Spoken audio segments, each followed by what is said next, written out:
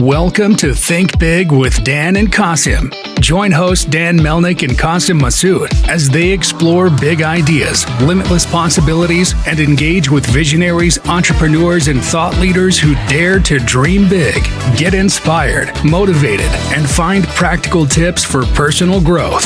Think big, dream bigger, and ignite your potential. All right, welcome to Think Big with Dan and Qasim. If you want to go ahead and introduce yourself, tell us where you live and what you do for a living. Hi, everybody. My name is Estefania Galvan.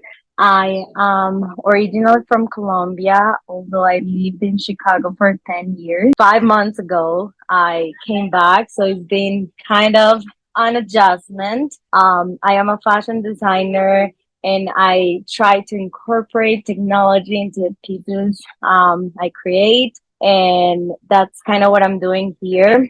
Also focusing in education and sharing a little bit of the things that I've learned through the years and experience. Awesome. So can you just tell me more about your fashion design? Like what exactly do you do, and who is your target customer? I have a brand. So check it out. It's called MOS, the MOS brand on social media. So THEMOS brand. And we do custom made mostly. That's a big part of who we are. The personalization. We want to make our customer feel that it's unique and special. Our bodies are different. The things we like are different. Our backgrounds are different. So we think that it should be the same with our clothes and what we wear and make it special. So that's a big part of who we are. And I create the prints. So I do the illustration, and then that goes into fabric, and from there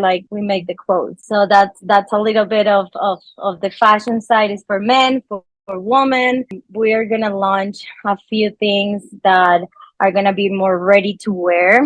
And we also have the bandanas that are basically a square, super versatile. You can wear in 100 different ways. Yeah, that's kind of a couple things of what we do. So it's for everybody really. And now we're jumping into the digital side too. So even for people that are into wearables and AR and cool things like that, we're doing a bit of that too. Awesome. So in terms of your products, what percent of them are sold in retailers versus being sold on e-commerce? I will say it's been depending on the season. So at first, when MOS just started, it was during the pandemic. And of course, e-commerce was big. That's kind of when I realized I can actually make money out of my craft and what I do. And so it was a big moment, seeing all these sales online.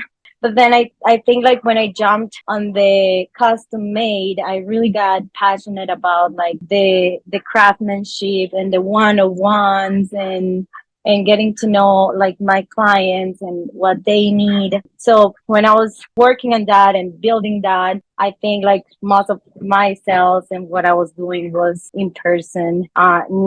E-commerce was kind of more for the accessories, still moving, but I think it was more the other side. And now I feel it's again evolving because we are currently implementing something on the website so clients can take their measurements online just with the phone. So I think it's gonna go back again to kind of a hybrid process with both. So I guess it's on average, how many clients or customers do you have per month, and what is your typical order size? Well, we're still a small company.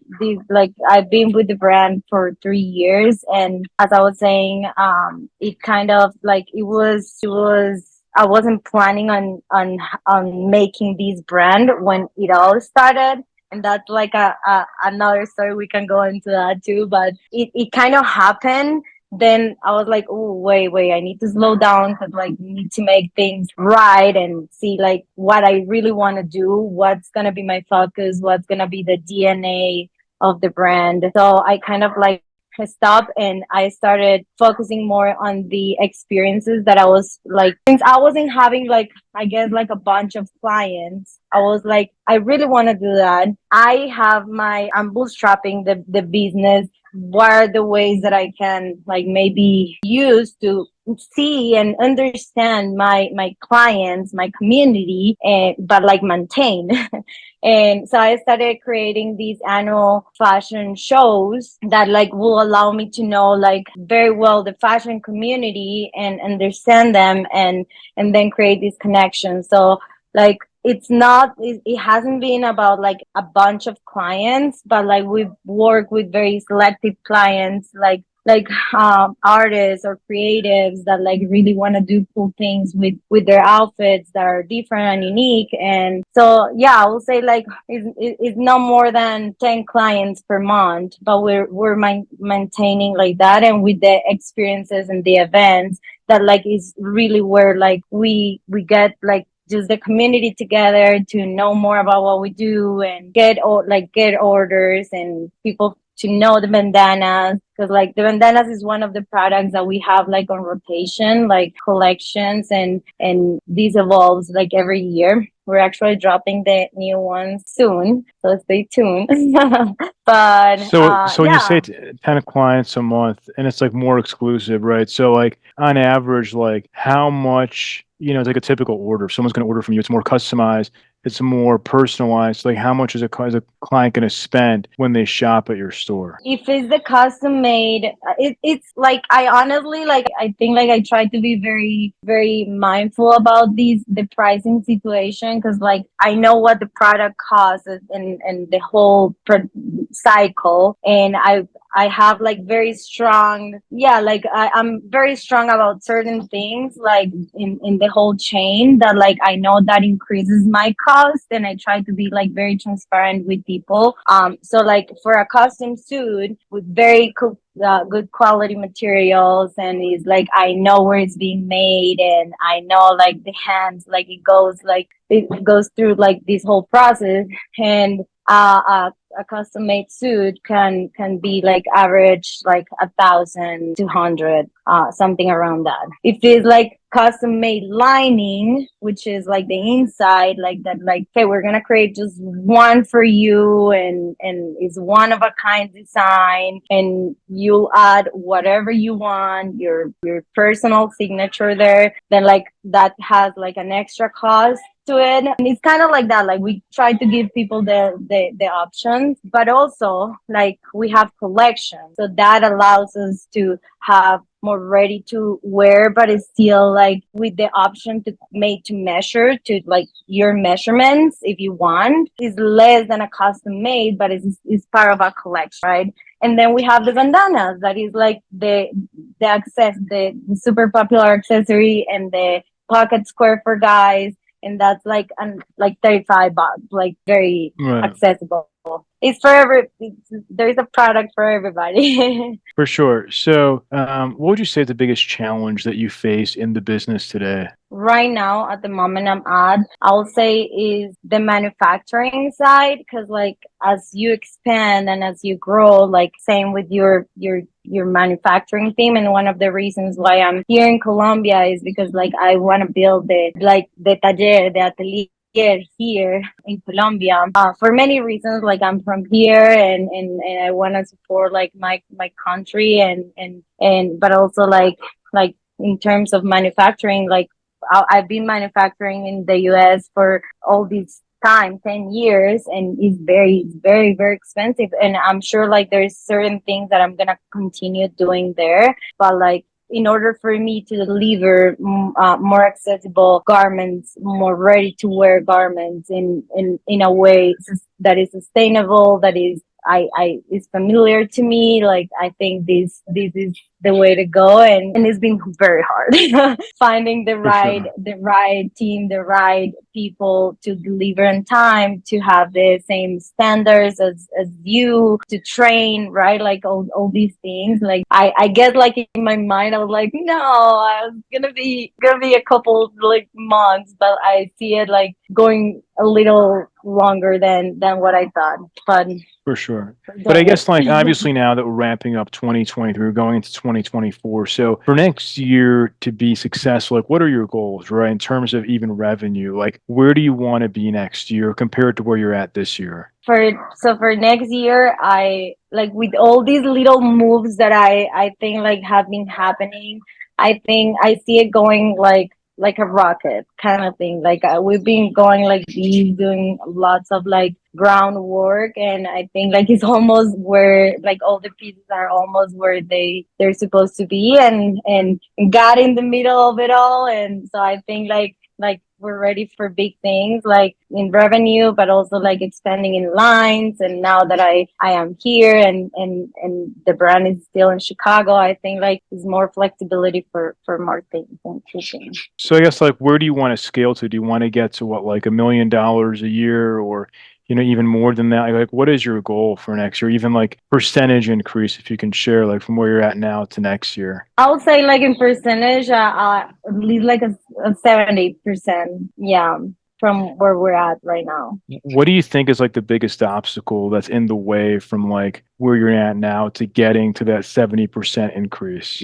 I don't see an obstacle right now. I think like they're all opportunities that like are having like just like presenting like for us to like grow and think on other things that like maybe when I was there I didn't have the opportunity. So even though yeah it's been very challenging, the manufacturing and the like even the cultural like shock of like getting to know like a new clientele, a new demographic, a new whole thing, even though it's my own. It's been very challenging, like not just like for the business, but it's like at a personal level too, like and if you're the one leading the boat, like kind of like driving the boat, you're not in a good mindset, the business is not too. So I think like the change is also being good for that, like to slow down and take the time, as I said, like to work on those things that are the groundwork. But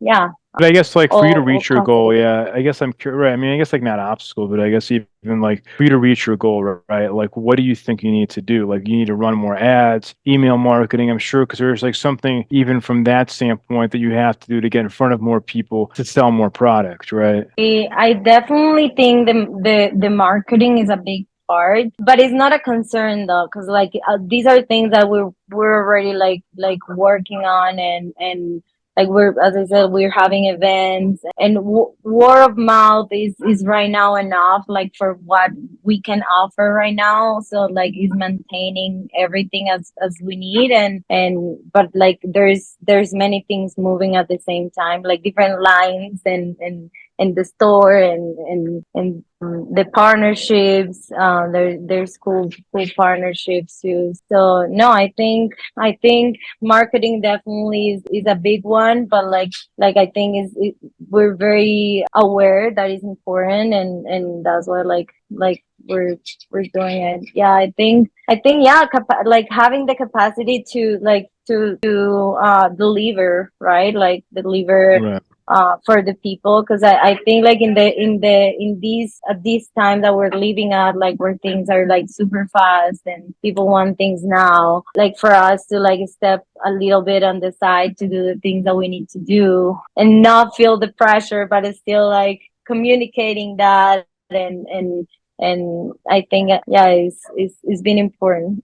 For sure. So I guess I'm curious, right? Because you mentioned events. So, like, what do these events look like, and how are you able to, have these events, and then from there sell product? Like, do you like partner with someone else? Do you like promote your product to like someone else's event? Like, what does that look like? And like, where are these events? Are they in Chicago? Are they somewhere else? The above for like how do we do it, because like I think the events are mainly like for to build community and engage with the community. Like sell product, of course, is a very important thing, but I think like it's just a reaction that like if you have your community there at a place that they're having fun, they're loving how they look, like they're gonna buy. And the events we've done have been like our own. Like since we launched MOS 3 years ago, like we wanted to do an immersive experience, sharing like the MOS universe. So we had like 3 different rooms, kind of like showing people more about the elegant side, which is the custom made and like that luxury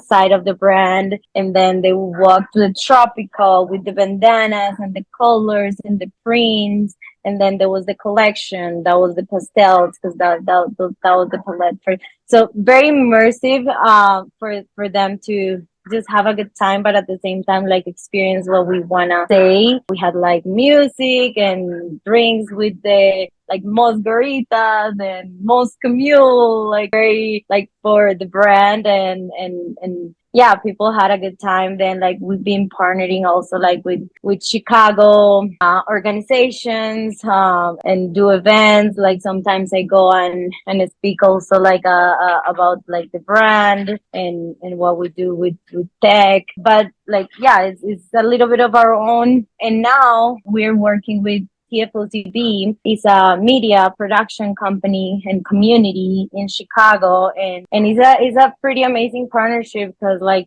they do events and we're kind of like doing a lot with the fashion side. It's a big community with different industries, which is good. Like as a brand like that gives us exposure to not just like the fashion industry, but like yeah, real estate and health and law and everything. So it's been cool to have like these partnerships, but like still maintain like our own annual events. For sure. So what would you say is like the one biggest piece of advice that you wish you knew before you started this company? Is still something that like I try to say to me every single day, and it's like just trust God, have faith. It's very hard. The journey is hard with lots of ups and downs, but like I think if we have that little fire inside us that is all the time alive, and I think like that's enough for you in those moments that you're like, this is enough, this is too much, I'm doing a lot, I'm not sleeping, my bank account is going down, like because you get to those points, right? But then like just knowing that, like having the faith that like you started for a reason, you had that as a purpose in your heart, and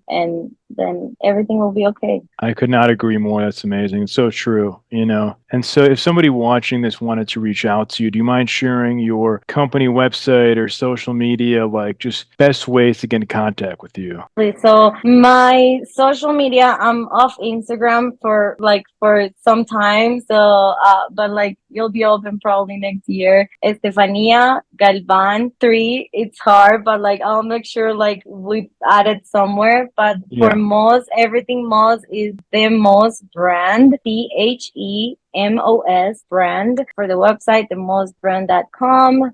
That's Instagram, Twitter, and yeah, please reach out if you have questions, if you want to learn more about the brand, about what we're doing, partner, whatever. We're here open and ready Awesome. to keep going. Well, I want to say thank you so much for your time. We're rooting for you to have very successful 2024. And yeah, it was a pleasure.